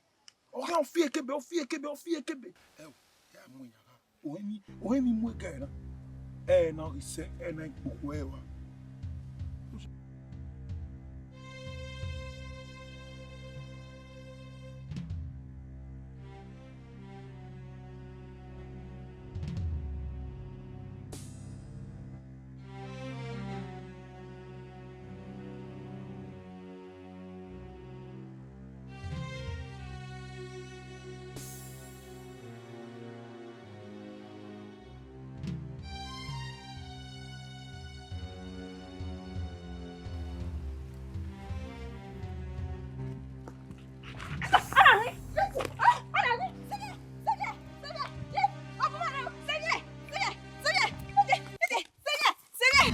Praise the Lord. I said it. Oni. I said it. Oni. So I didn't hear so I will not be made with baby. Oni. Sister, don't worry. God, so you can things for me. Sir. You know what the Lord revealed to me was that woman, that girl you slept with, she's a ghost. Jesus. And she's very, very angry. She has been the reason for all the problem in this house. Jesus. That was what the Lord revealed to me. Jesus. Thank you, Jesus. Oh I God. feel the spirit. Brother, please. Come on your knees. We need to pray. We need to pray. Stand up and for you. Thank you, Jesus. Kneel down. I destroy. Thank you, Jesus. Thank you, Jesus. Oh, Father. Father. Jesus, you have never lied. Thank you, Jesus. You have never lied. Thank you, Jesus. Father, I give you glory. Jesus. Oh, Lord. In the name of Jesus. Amen. Father, Lord, King of glory, I call upon your name right now. Jesus. Father, King of glory, Oh, every evil power working against your son, in the mighty name of Jesus, I come against it right now in the mighty name of Jesus. amen. Destroy the power in the mighty name of Jesus. Every foul spirit, I come against you in the mighty name of Jesus. In the mighty name of Jesus. Go out of him now. Go out of him now. Go out of him now. In the mighty name of Jesus.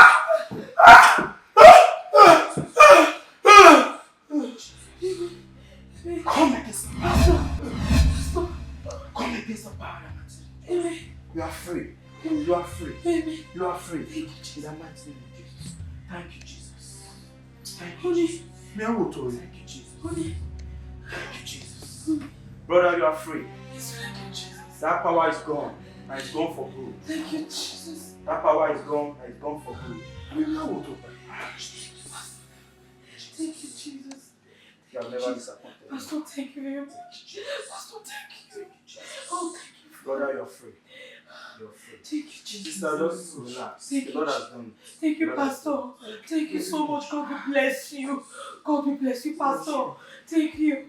Oh, God. Okay. Are you fine? it. It's fine. It's fine. Thank you, Pastor. Thank you.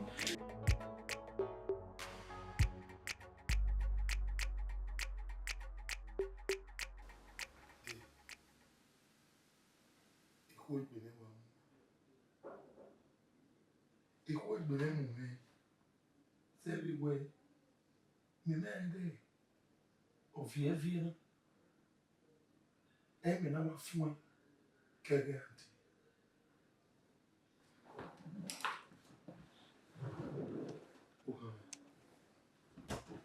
Lao.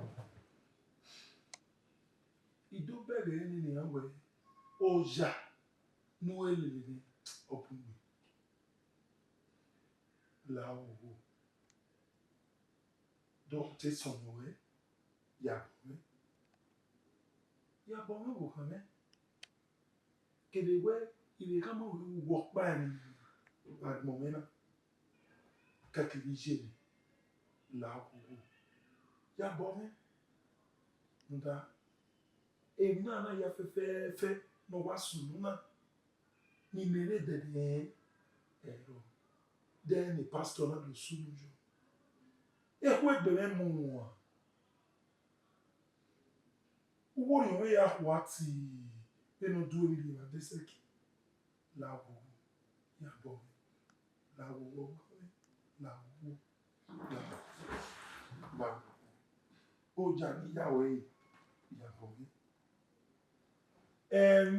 nu ga ka wita ma we lawo keni ewu kini ma ewu ya bo lawo da ori owe e oku kena mi oku se zero kon emi oji iyi ona mi ewe emi pa odo ya we do ha ihe ke gbe agugo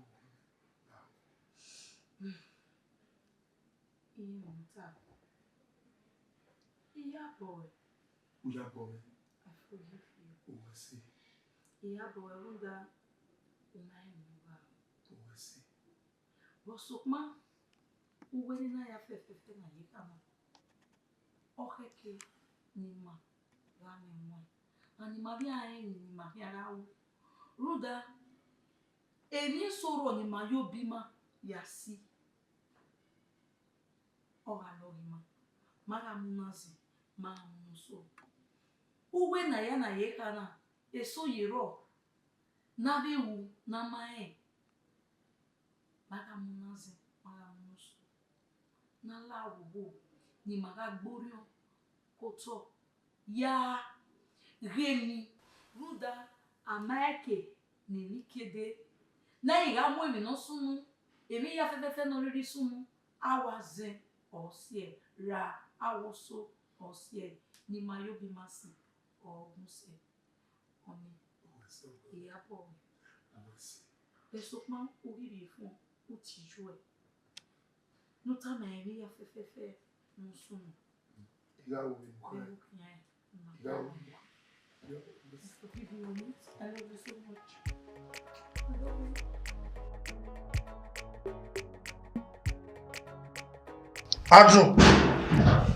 Adro afa a drink game ni make sure we fear okay well make I 1,000 if you give me there amen he try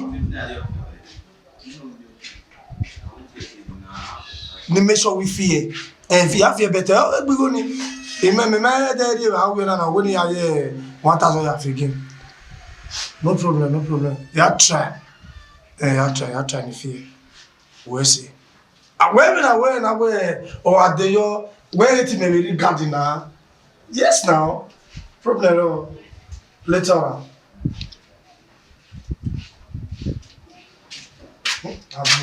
adu papa jeki Afa. sadi o we call me Sylvia Me wala je we at Andrew also no. Osemu pa party ni owe ni fi game pa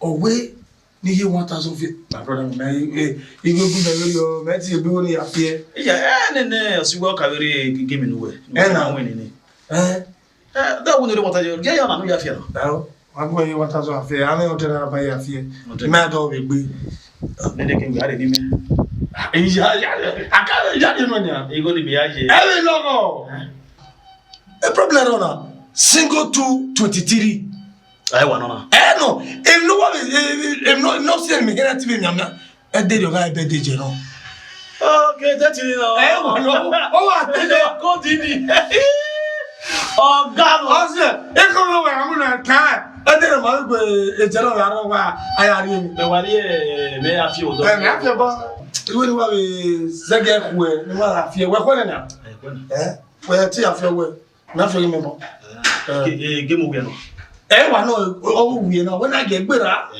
ko ya fi mi afie ma to na mo boro no ni wa zege ku me afie o me me wa zege para me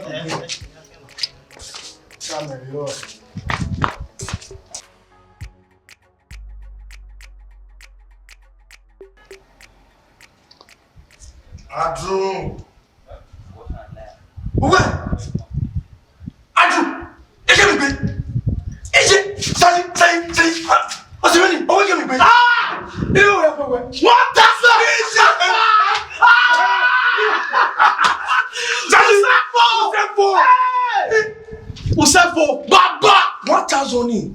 About 5 million. Hey, it's a poor Baba.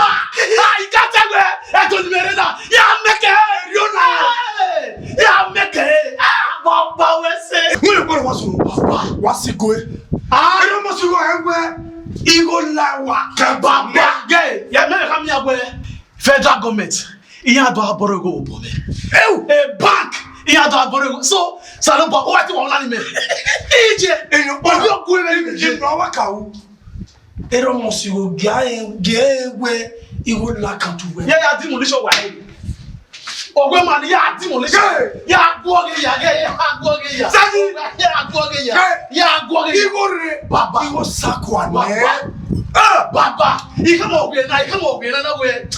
Give me, feel we are telling. You know, give me, yeah, I give me. Hey, don't must you my own door. Era, oh, where, everything, oh, I'm going to Yeah. Mais, et ça plaît au dirigeant. Il monte higher there.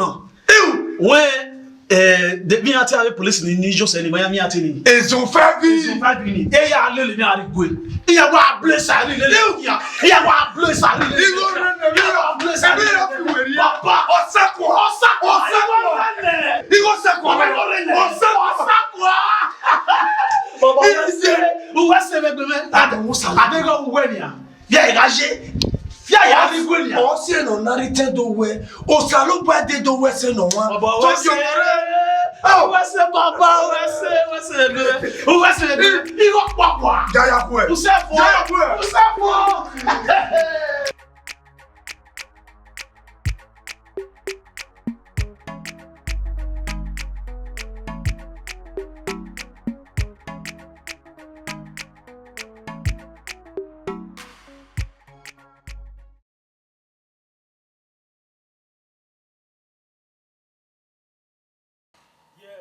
Usayi is back. Gumela weta ni ya mi awo seme ni ka mi awo sayi rene. Ni ya village na wa. Eh gume ya ka mi awo rene.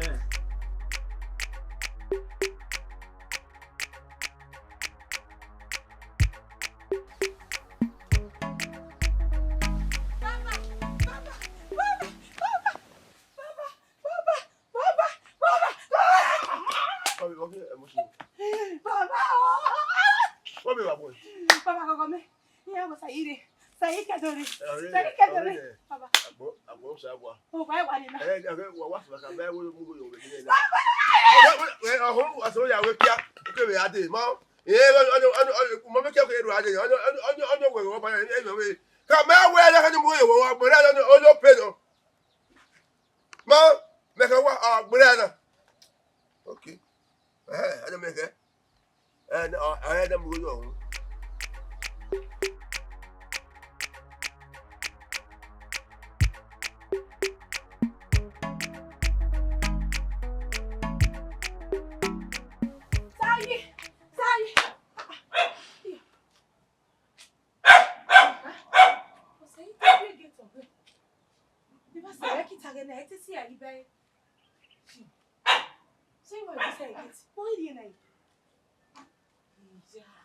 Bueno, que vamos a parar. Hoy para igual. Agua. Mana me sai ni jowa. E bi ko no. Ni mi ago pa igual ba. Era me do again. Agua, ya wa mja saji. O me no ya ba ka bese. Ni ti ko. Ta ko. Hey, saji.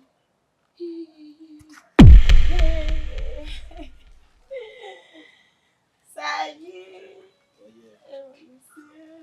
Yeah, babe. Hey.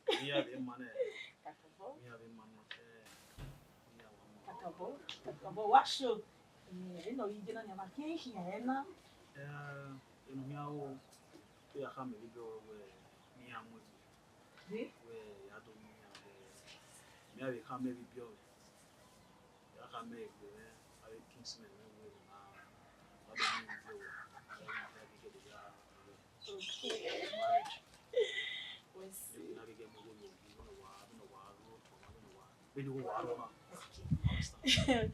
Eu é com a Ariane, meu, esse.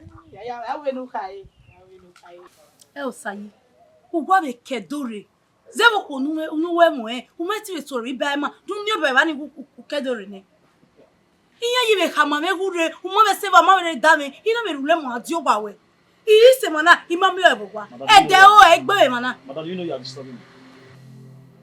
Say.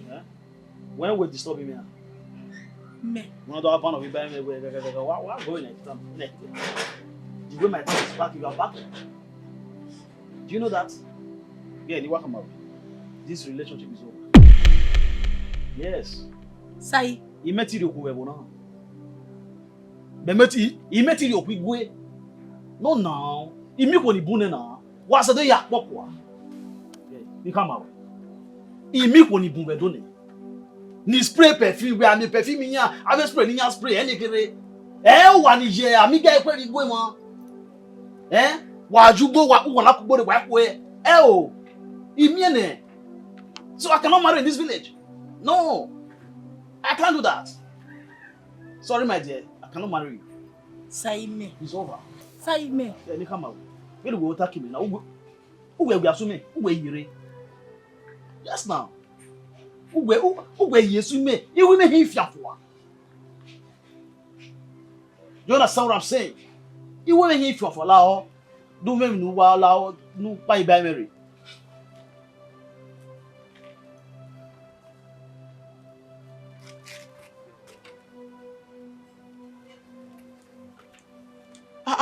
Of course, sayo. Why you two track? You understand? Sayo no na. Mo pare wo na. I make you go ne. Me ti do ko we wo na. Wa ya gba bi gbe na. What's you walking? Walking away, my walking. What's the problem? Say me my colony.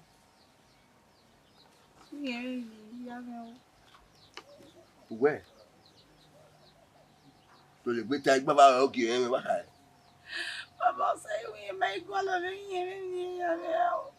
Was no time, say, make it. You mark at them away. On the Marabe will down. Marry. If the Papa will down, we'll have a and I go worry good at all. I said it all. May I ask you? Or even the Abu water well there. Look at the road, look at the way to your sources of life. We will know to go wrong side. Say, make out say, about the anywhere. Okay, what can you anywhere? You may your Pia. I can't do that over my dead body. Yet, I be a bush. I will tell me a bush. I may ask the idea who a bush are you who marry. Well, that's the same. What apart? As soon. My dear, in the time I may how when I have money where the Mario, you were your daughter. You are who say you. A my bow, whether I didn't body. Any of our water. Why would you do about it? The days are bad. Why you power it? One on you. Who say you marry Macame? Yes. Well, say that you know, about where you marry. Who are down? I'm more for you. I say, I don't worry. Who do I feel when you walk in any way? One year, I have already moved. I hope I'm carrying. I will accept it because I'm carrying. Oh, boy, I'm because I marry man at the middle of that body. If I go, I'm carrying me. I'm okay. You make one okay. If I go, I feel like this is a body. I'm going to buy it in the soda. They took it like that. Okay.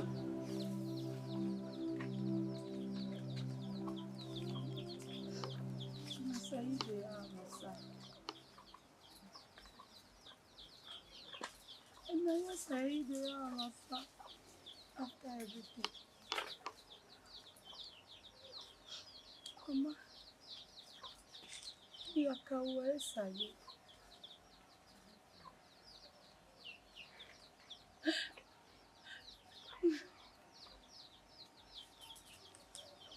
You can't wear sari. Where am I? Where am I? Ma can't wear. Baby, no way now. Kawa kasalapa. Quero passar no pó.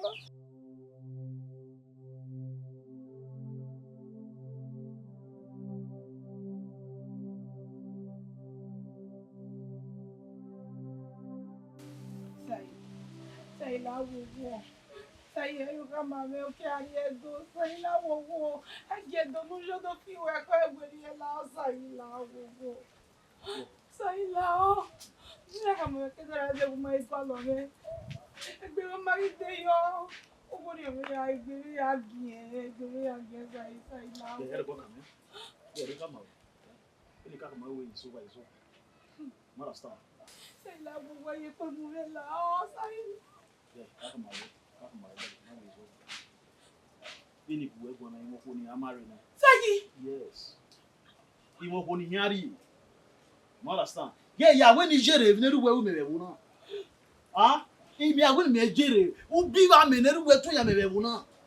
Any ya say me na adie do na we you go na me must make Oja bi ari do. Ude neru we me na oji mi adie do. Ina we go na me ma mi go na ne ogi no. Neru we me oji mi adie do. Oji me no sadi adie do. Marasta. No keke ya bara bo kwa. Ero sajije ye. Then me na. No keke ya bara we wa. You gonna me I have this money. I have made money. Yeah, ni kama we, Vedi here para. Odo wa me you know. Yes. Odo wa me you know. He apply mo here with marriage. Yeah, everybody come here. Let me. Sayo. Sai lá! Sai!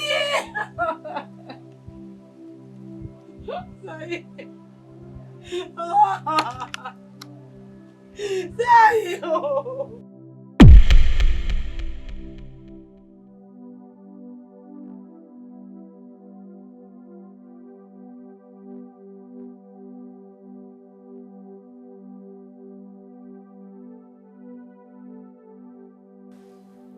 What's it?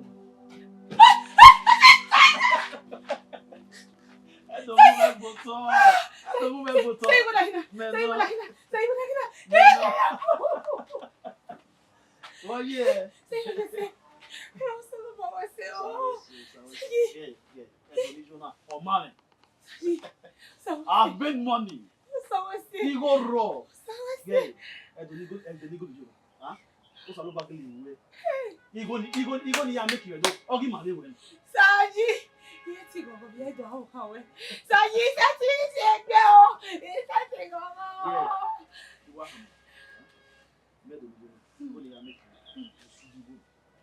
you. Hey! He may be borrow back you. Hey! Saji! He may be borrow back you. Saji! Osawese! Oni mina ni wa mina. Sawese! Imina da mai sebe gbebe o. Imina da mai sebe gbebe o. Saji wese! Yeah. Umagele go make you. He may borrow back you. Saji! Very soon. You come out, we shock you. Federal government. You have to borrow over. When me give me what's Saji! federal government. You have to borrow over. Saji! Give me no. Federal government. Yes now. Saji! Yeah. When you want woman. Like so what? Who come right? Hame we no tie gbore ya fefefe. Ekino se kino rame. Keni redo, keni risio, keni rawe bove ya. Igo ni ya life flat ya de. Ya pay. Hey! Beni ya de. Ekwe mwerabe. Wa. Kamia we ya do mi o. Ni do wave don keki. Saji wese! Ya we kame gbe me. Igo ma do mi egbe we. Ni ma do wave don keki. Ekwe mwerabe.